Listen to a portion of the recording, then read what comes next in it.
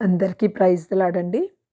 ఈ 1 year Bible completion అనే ఈ పవిత్ర ప్రయాణంలో నాతో కలిసి వస్తున్న అందరికీ సుస్వాగతం.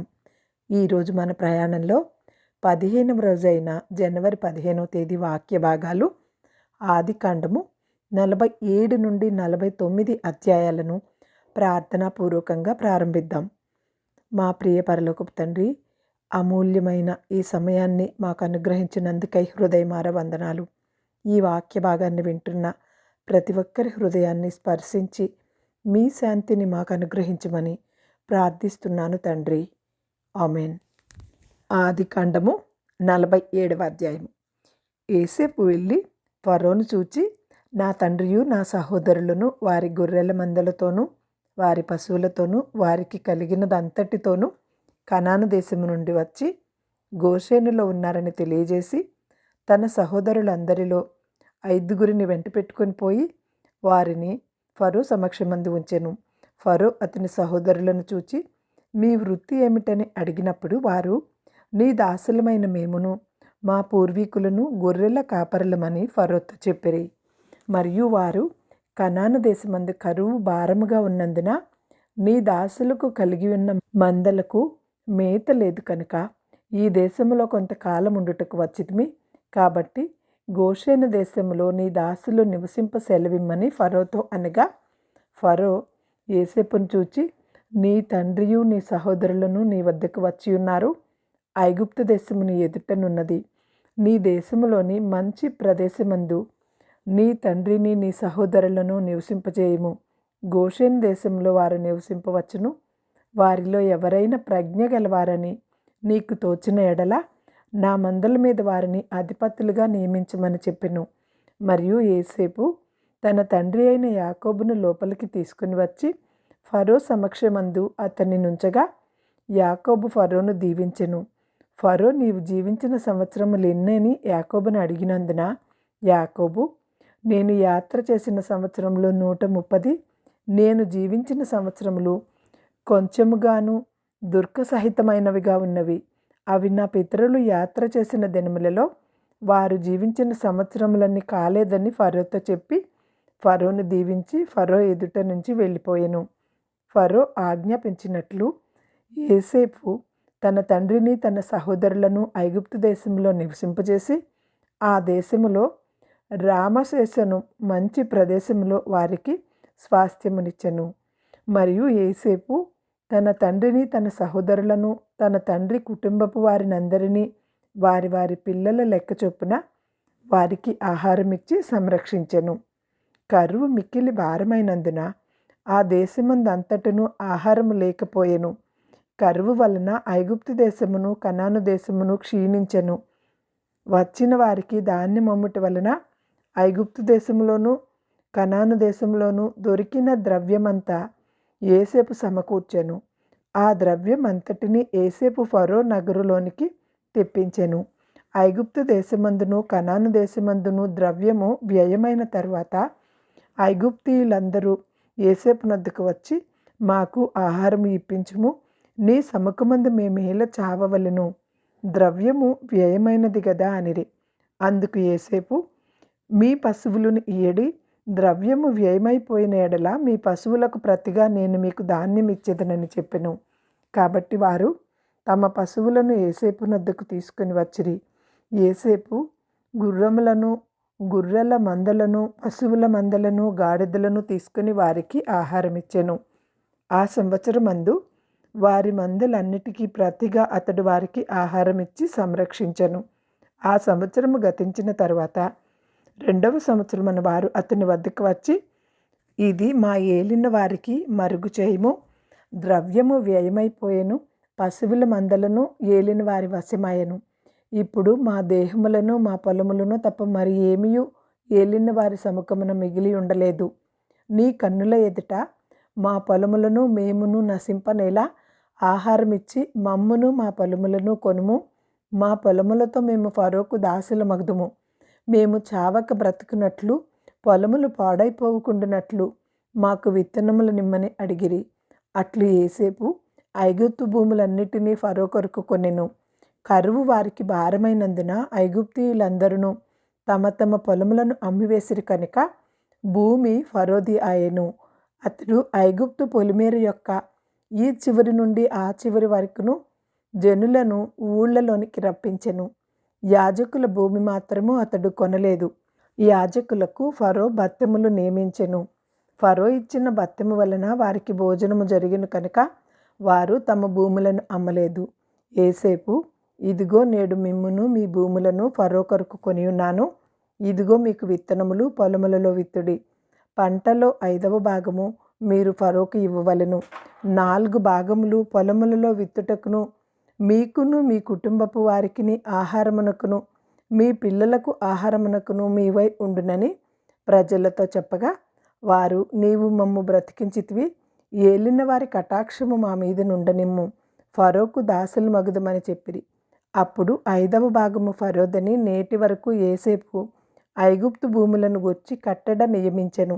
యాజకుల భూములు మాత్రమే మినాయించలేదు, అవి ఫరోవి కాదు. ఇజ్రాయేలీలు ఐగుప్తు దేశమందలి గోషాను ప్రదేశంలో నివసించిరి. అందులో వారు ఆస్తి సంపాదించుకొని సంతానాభివృద్ధి పొంది మిగుల విస్తరించిరి. యాకోబు ఐగుప్తు దేశంలో 17 సంవత్సరములు బ్రతికెను. యాకోబు దినములు అనగా అతడు జీవించిన సంవత్సరములు 147. ఇజ్రాయేలు చావవలసిన దినము సమీపించినప్పుడు అతడు తన కుమారుడైన యోసేపును పిలిపించి, నా ఎడల నీకు కటాక్షమున్న ఎడల దయచేసి నీ చెయ్యి నా తొడ కింద ఉంచి నా ఎడల దయను నమ్మకమును కనబరచుము. ఎట్లనగా నన్ను ఐగుప్తులో పాతిపెట్టకము, నా పితరులతో కూడా నన్ను పండుకొనినట్లు ఐగుప్తులో నుండి నన్ను తీసుకుని పోయి వారి సమాధిలో నన్ను పాతిపెట్టమని అతనితో చెప్పెను. అందుకతడు, నేను నీ మాట చొప్పున చేసేదనెను. మరియు అతడు నాతో ప్రమాణము చేయమన్నప్పుడు యోసేపు అతనితో ప్రమాణం చేసెను. అప్పుడు ఇజ్రాయేలు తన మంచపు తలాపి మీద వంగి దేవునికి నమస్కారం చేసెను. ఆదికాండము 48వ అధ్యాయము. ఈ సంగతులైన తరువాత, ఇదిగో నీ తండ్రి కాయలాగా ఉన్నాడని ఒకడు యోసేపుతో చెప్పెను. అప్పుడతడు మనష్షే, ఎఫ్రాయిములు అను తన 2 కుమారులను వెంటబెట్టుకొని పోగా, ఇదిగో నీ కుమారుడైన యోసేపు నీ వద్దకు వచ్చుచున్నాడని యాకోబునకు తెలుపబడెను. అంతటా ఇజ్రాయేలు బలము తెచ్చుకొని తన మంచము మీద కూర్చుండెను. యోసేపును చూచి, కనాను దేశమందలి లూజులో సర్వశక్తిగల దేవుడు నాకు కనబడి నన్ను ఆశీర్వదించి, ఇదిగో నీకు సంతానాభివృద్ధి పొందించి నిన్ను విస్తరింపజేసి నీవు జనముల సమూహమగునట్లు చేసి నీ తర్వాత నీ సంతానమునకు ఈ దేశమును నిత్య స్వాస్థ్యముగా ఇచ్చేదనని సెలవిచ్చెను. ఇదిగో నేను ఐగుప్తునకు నీ వద్దకు రాకమునుపు ఐగుప్తు దేశములో నీకు పుట్టిన నీ 2 కుమారులు నా బిడ్డలే. రూబేను, సిమ్యోను వలె ఎఫ్రాయిము, మనష్షే నా బిడ్డలయందురు. వారి తర్వాత నీవు కనిన సంతానము నీదే. వారు తమ సహోదరుల స్వాస్థ్యమును బట్టి వారి పేర్ల చొప్పున పిలువబడుదురు. పెద్దనరాము నుండి నేను వచ్చుచున్నప్పుడు ఎఫ్రాతాకు ఇంక కొంత దూరమున నుండగా మార్గమున రాహేలు కనాను దేశంలో నా ఎదుట మృతి పొందెను. అక్కడ బెత్లెహేమును ఎఫ్రాతా మార్గమును నేను ఆమెను పాతిపెట్టుతునని యోసేపుతో చెప్పెను. ఇజ్రాయేలు యోసేపు కుమారులను చూచి వీరెవరని అడగగా, యోసేపు, వీరు నా కుమారులు, వీరిని ఈ దేశమందు దేవుడు నాకు అనుగ్రహించినని తన తండ్రితో చెప్పెను. అందుకతడు, నేను వీరిని దీవించుటకు నా దగ్గరికి వారిని తీసుకొని రమ్మనెను. ఇజ్రాయేలు కన్నులు వృద్ధాప్యము వలన మందముగా ఉండెను కనుక అతడు చూడలేకపోయెను. యోసేపు వారిని అతని వద్దకు తీసుకొని వచ్చినప్పుడు అతడు వారిని ముద్దు పెట్టుకొని కౌగిలించుకొనెను. ఇజ్రాయేలు యోసేపుతో, నీ ముఖము చూచెదనని నేను అనుకొనలేదు, కానీ నీ సంతానమును దేవుడు నాకు కనుపరిచి ఉన్నాడనగా యోసేపు అతని మోకాళ్ళ మధ్య నుండి వారిని తీసుకొని అతనికి సాష్టాంగ నమస్కారం చేసెను. తరువాత యోసేపు ఇజ్రాయేలు ఎడమ చేతి తట్టును తన కుడి చేతి ఎఫ్రాయిమును, ఇజ్రాయేలు కుడి చేతి తట్టున తన ఎడమ చేతి మనష్షేను పట్టుకొని వారినిద్దరిని అతని దగ్గరకు తీసుకొని వచ్చెను. మనష్షే పెద్దవాడైనందున ఇజ్రాయేలు తన చేతులను యుక్తిగా చాచి చిన్నవాడైన ఎఫ్రాయిము తల మీద తన కుడి చేతిని, మనష్షే తల మీద తన ఎడమ చేతిని ఉంచెను. అతడు యోసేపును దీవించి, నా పితరులైన అబ్రహాము, ఇస్సాకులు ఎవని ఎదుట నడుచుచుండిరో ఆ దేవుడు, నేను పుట్టినది మొదలుకొని నేటి వరకును ఎవడు నన్ను పోషించెనో ఆ దేవుడు, అనగా సమస్తమైన కీడులలో నుండి నన్ను తప్పించిన దూత ఈ పిల్లలను ఆశీర్వదించునుగాక. నా పేరును అబ్రహాము ఇస్సాకులను నా పితరుల పేరును వారికి పెట్టబడునుగాక. భూమి అందు వారు బహుగా విస్తరించుదురుగాక అని చెప్పెను. యోసేపు ఎఫ్రాయిము తల మీద తన తండ్రి కుడి చేయి పెట్టుట చూచినప్పుడు అది అతనికి ఇష్టము కాకపోయింది గనుక అతడు మనష్షే తల మీద పెట్టించవలెనని తన తండ్రి చేయి ఎఫ్రాయిము తల మీద నుండి ఎత్తి, నా తండ్రి అట్లు కాదు, ఇతడే పెద్దవాడు, నీ కుడి చేయి ఇతని తల మీద పెట్టుమని చెప్పెను. అయినను అతని తండ్రి ఒప్పక, అది నాకు తెలియను నా కుమారుడా, అది నాకు తెలియను. ఇతడును ఒక సమూహమై గొప్పవాడగును, కానీ ఇతని తమ్ముడు ఇతని కంటే గొప్పవాడగును. అతని సంతానము జనముల సమూహమగునని చెప్పెను. ఆ దినమందు అతడు వారిని దీవించి, ఎఫ్రాయిము వలన మనష్షే వలనే దేవుడు నిన్ను చేయునుగాకని ఇజ్రాయేలీయులు నీ పేరు చెప్పి దీవించెదరనెను. అలాగూ అతడు మనష్షే కంటే ఎఫ్రాయిమును ముందుగా ఉంచెను. మరియు ఇజ్రాయేలు, ఇదిగో నేను చనిపోచున్నాను, అయినను దేవుడు మీకు తోడయుండి మీ పితరుల దేశమునకు మిమ్మల్ని మరలా తీసుకొని పోవును. నేను నీ సహోదరుల కంటే నీకు ఒక భాగము ఎక్కువగా ఇచ్చితిని. అది నా కత్తితోనూ నా వెంటితోనూ అమోరీయుల చేతితోనూ తీసుకుంటునని యోసేపుతో చెప్పెను. ఆదికాండము 49వ అధ్యాయము. యాకోబు తన కుమారులను పిలిపించి ఇట్లనెను, మీరు కూడిరండి, అంత్యదినములలో మీకు సంభవింపబోవు సంగతులను మీకు తెలియజేసేదను. యాకోబు కుమారులారా, కూడి వచ్చి ఆలకించుడి. మీ తండ్రి అయిన ఇజ్రాయేలు మాట వినుడి. రూబేను, నీవు నా పెద్ద కుమారుడువు, నా శక్తియు నా బలము యొక్క ప్రథమ ఫలమును, ఔన్నత్యాతిశయమును బలాతిశయమును నీవే. నీళ్ల వలె చంచలుడవై నీవు అతిశయము పొందవు. నీ తండ్రి మంచము మీదకెక్కితివి, దానిని అపవిత్రము చేసితివి. అతడు నా మంచము మీదకెక్కెను. సిమ్యోను లేవి అనువారు సహోదరులు. వారి ఖడ్గములు బలాత్కారపు ఆయుధములు. నా ప్రాణమా, వారి ఆలోచనలో చేరవద్దు. నా ఘనమా, వారి సంఘముతో కలిసి కొనవద్దు. వారు కోపము వచ్చి మనుష్యులను చంపిరి, తమ స్వేచ్ఛ చేత ఎద్దుల గుదికాలి నరములను తెగకొట్టిరి. వారి కోపము వేండ్రమైనది, వారి ఉగ్రత కఠినమైనది, అవి శపింపబడును. యాకోబులో వారిని విభజించెను, ఇజ్రాయేలులో వారిని చెదరగొట్టెను. యూదా, నీ సహోదరులు నిన్ను స్తుతించెదరు, నీ చెయ్యి నీ శత్రువుల మెడ మీద ఉండును. నీ తండ్రి కుమారులు నీ ఎదుట సాగిలపడుదురు. యూదా కొదమ సింహము, నా కుమారుడా, నీవు పట్టిన దాని తిని వచ్చితివి. సింహము వలెను గర్జించు ఆడ సింహము వలెను అతడు కాళ్ళు ముడుచుకొని పండుకొనును. అతన్ని లేపువాడెవడు? షిలోహు వచ్చి వరకు యూదా వద్ద నుండి దండము తొలగదు, అతని కాళ్ల మధ్య నుండి రాజదండము తొలగదు. ప్రజలు అతనికి విధేయులై ఉందరు. ద్రాక్షవల్లికి తన గాడిదను, ఉత్తమ ద్రాక్షవల్లికి తన గాడిద పళ్ళను కట్టి, ద్రాక్షారసములో తన బట్టలను, ద్రాక్షల రక్తములో తన వస్త్రములను ఉతుకును.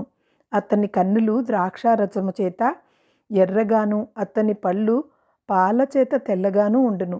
జెబూలూను సముద్రపు రేవున నివసించును, అతడు ఓడలకు రేవుగా ఉండును. అతని పొలిమేర సిదోను వరకు ఉండును. ఇస్సాకారు 2 దొడ్ల మధ్యను పండుకొని ఉన్న బలమైన గార్ధబము.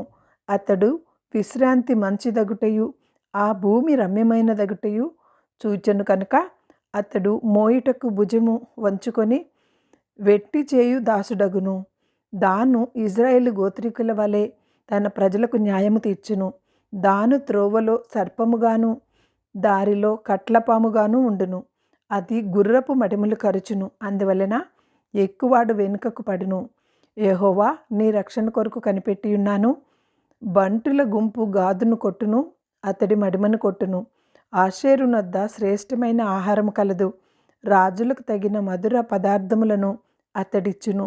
నఫ్తాలి విడువబడిన లేడి, అతడు ఇంపైన మాటలు పలుకును.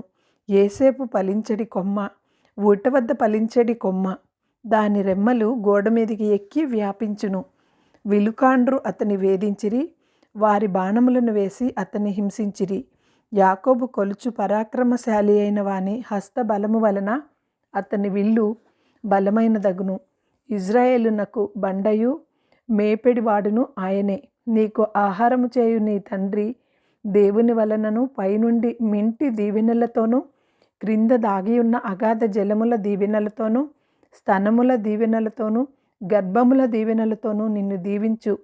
సర్వశక్తిని దీవెనల వలన అతని బాహుబలము దిట్టుపరచబడును.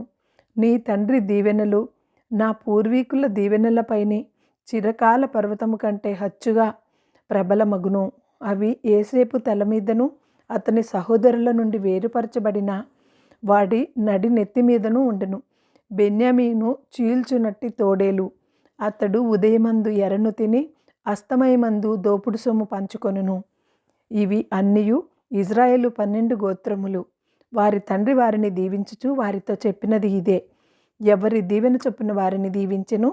తరువాత అతడు వారికి ఆజ్ఞాపించుచు ఇట్లనెను, నేను నా స్వజనుల వద్దకు చేర్చబడుచున్నాను. హిత్తీయుడైన ఎఫ్రోను భూమి అందున్న గుహలో నా తండ్రుల వద్ద నన్ను పాతిపెట్టుడి. ఆ గుహ కనాను దేశమందలి మమ్రే ఎదుటనున్న మక్పేలా పొలములో ఉన్నది. అబ్రహాము దానిని ఆ పొలమును హిత్తీయుడగు ఎఫ్రాను వద్ద శ్మశాన భూమి కొరకు స్వాస్థ్యముగా కొనెను. అక్కడనే వారు అబ్రహామును అతని భార్య అయిన సారాను పాతిపెట్టిరి. అక్కడనే ఇస్సాకును అతని భార్య అయిన రిబ్కాను పాతిపెట్టిరి. అక్కడనే నేను లేయాను పాతిపెట్టిదిని. ఆ పొలమును అందులోనున్న గుహయు హేతు కుమారుల వద్ద కొనబడినదనెను. యాకోబు తన కుమారులకు ఆజ్ఞాపించుట చాలించి మంచము మీద తన కాళ్ళు ముడుచుకొని ప్రాణము విడిచి తన స్వజనుల వద్దకు చేర్చబడెను.